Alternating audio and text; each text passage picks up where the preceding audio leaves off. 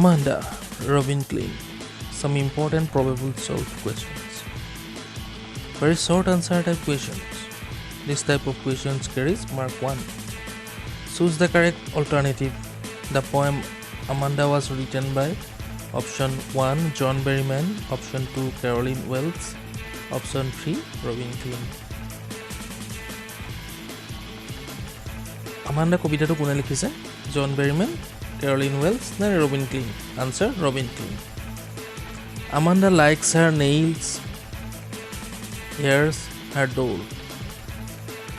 Amanda ভাল পায় তাই নখবোৰ, তাই চুলিবোৰ, নে তাই পুতলাটো? Answer nails. The sole inhabitant in the Emerald Sea is a shark, a mermaid, an octopus. Answer a mermaid.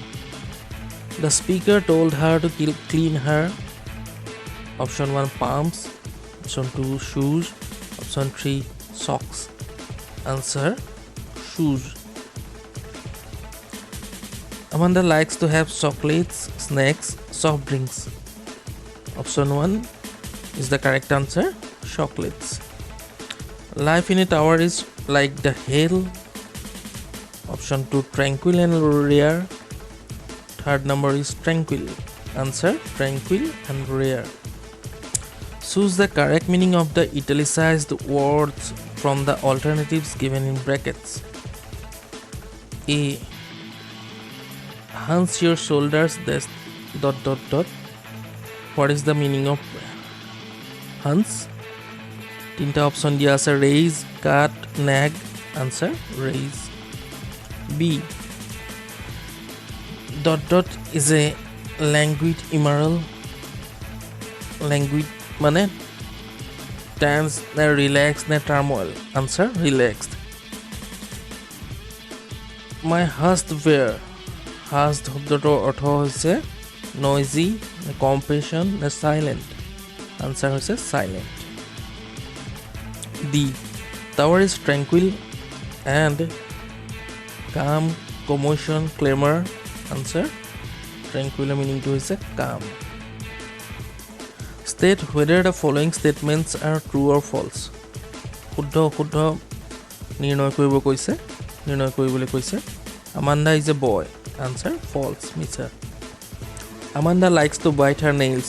Answer true. The sole inhabitant in a sea is an octopus. Answer false. The speaker has asked Amanda to make her room tidy. Answer true. Amanda likes to have chocolates. Answer true. Amanda thinks herself as a Rapunzel. Answer true.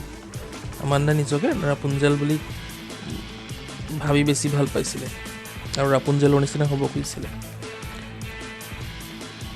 Amanda is asked to take a bath. Answer false. Who wrote the poem Amanda? Amanda কবিতাটো কোনে লিখিছে? Answer Robin Klein wrote the poem Amanda. Question number 5. Who is Amanda? Answer Amanda is a school going girl. Question number 6. What does Amanda like to bite? Amanda কি কামুৰি থাকিবলৈ ভাল পায়? Answer Amanda likes to bite her nails. Amanda নিজৰ নখবোৰ কামুৰি থাকিবলৈ ভাল পায়. Question number 7. Who lives in a languid emerald sea? Answer a mermaid lives in a languid emerald sea. Emerald sea emerald সাগৰত কোনে বাস কৰে? Answer তাত জলকুঁৱৰী বা জলপৰীয়ে বাস কৰে. What about her homework is asked by the speaker? Homeworker ক্ষেত্ৰত বক্তাই কি কৈছে? Answer her homework is unfinished. The speaker is asking whether it is finished or not. তাইৰ গৃহকৰ্ম অৰ্থাৎ হোমৱৰ্ক ফিনিছ হোৱা নাই আৰু বক্তাই কৈছে যে বক্তা মানে তাইৰ পেৰেণ্টছৰ তাইৰ মাক দেউতাকৰ মাজত কোনোবা এজনে কৈছে যে এইখিনি ফিনিছ হ'ল নে নাই. What does the speaker ask Amanda to clean? Amanda কি চাফা কৰিবলৈ কৈছিলে বক্তাই? Answer the speaker asks Amanda to clean her room. তাইৰ কোঠাটো চাফা কৰিবলৈ কৈছিলে বক্তাই. What does Amanda ask to remember? Amanda is asked to remember her acne. তাই যে মুখত ব্ৰণ ওলাই শালমন আছে সেইখিনি কথা মনত ৰাখিবলৈ আমান্দাক কোৱা হৈছিল How is life in tower?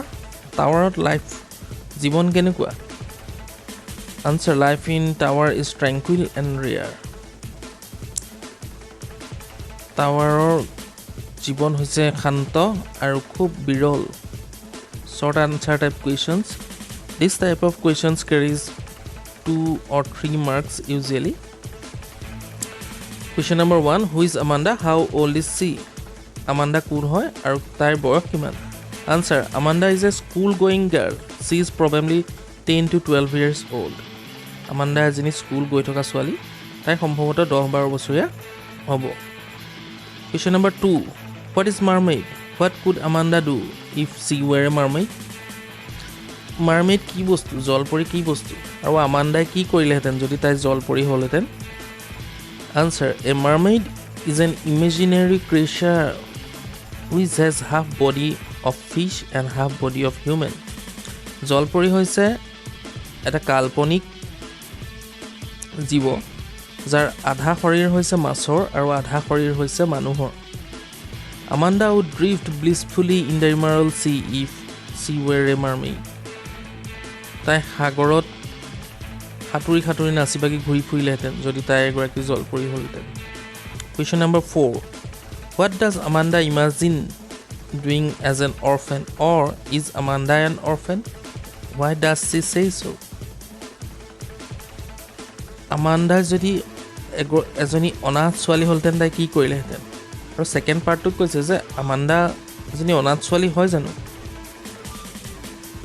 আৰু তাই তেনেকৈ কিয় কৈছে Answer Amanda imagines herself as an orphan to pattern soft dust with her hands to bare feet আমান্দাই নিজকে অনাথ ছোৱালী বুলি কল্পনা কৰে আৰু তাই অনাথ হোৱা হ'লে স্বাধীনভাৱে ধূলিৰে ভৰা ৰাস্তাত নিজৰ খালী ভৰিৰে সেইবোৰ গছকি গৈ থাকিলেহেঁতেন She is free to go here and there then তাই তেতিয়া তাইৰ জলৈকে মন তলৈকে যাব পাৰিলেহেঁতেন Or no Amanda is not an orphan নহয় Amanda এজনী অনাথ ছোৱালী নহয় She says so because she wants herself to be free from the parents do's and do nots তাই এনেকৈ কৈছে কাৰণ তাই নিজকে মুক্ত কৰিব বিচাৰে যিখিনি তাইৰ মাক দেউতাকে কৰিবলৈ আৰু নকৰিবলৈ কয় সেইখিনিৰ পৰা এই হকা বাধাবিলাকৰ পৰা তাই নিজকে মুক্ত কৰিব বিচাৰে Question number 5 Why is Amanda asked not to have chocolates Amanda কিয় কোৱা হয় chocolate নাখাবলৈ Answer Amanda is asked not to have chocolates because she has acne on her face আমান্দাক চকলেট খাবলৈ মানা কৰা হয় মাক দেউতাকে তাইক মানা কৰে কাৰণ তাইৰ মুখত তাইৰ গালত শালমনৰ সমস্যা আছে Question number 6 Why does Amanda wish to be Rapunzel Amanda কিয় Rapunzel হ'বলৈ বিচাৰিছিলে Answer Amanda wants to be lonely So she wishes to be Rapunzel as Rapunzel lived in a tower. There was no one to disturb her. Amanda নিজকে অকলশৰীয়া কৰি ৰাখিবলৈ ভাল পায় সেইকাৰণে তাই ৰাপুঞ্জেলৰ দৰে হ'ব খুজিছিল কাৰণ ৰাপুঞ্জেল এটা টাৱাৰত বাস কৰিছিল অকলে There was no one to disturb her আৰু তাইক ৰাপুঞ্জেলক ডিষ্টাৰ্ব দিবলৈ কোনো নাছিল Question number 7 Do you think Amanda is moody? Answer Yes, Amanda is moody. She often imagines things and scenes what she wants to become and where she wants to be. Amanda এজনী ভাবুক ছোৱালী হয়নে? হয়, Amanda এজনী ভাবুক ছোৱালী হয়।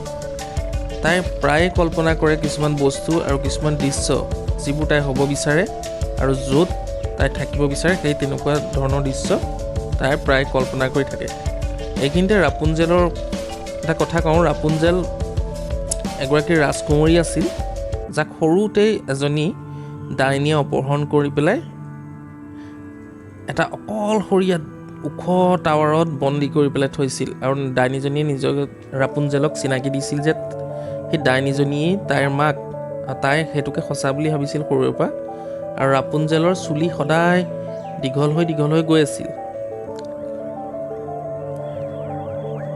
আৰু এসময়ত সেই ৰাপুনজেলে মুক্তি পাইছিল সেইখিনি আউট অফ দ্য চিলেবাছ তথাপিতো মই উনুকিয়াই থ'লোঁ আশা কৰোঁ ভিডিঅ'টো তোমালোকৰ ভাল লাগিল যদি ভাল লাগিল তেতিয়াহ'লে লাইক শ্বেয়াৰ কমেণ্ট কৰি দিবা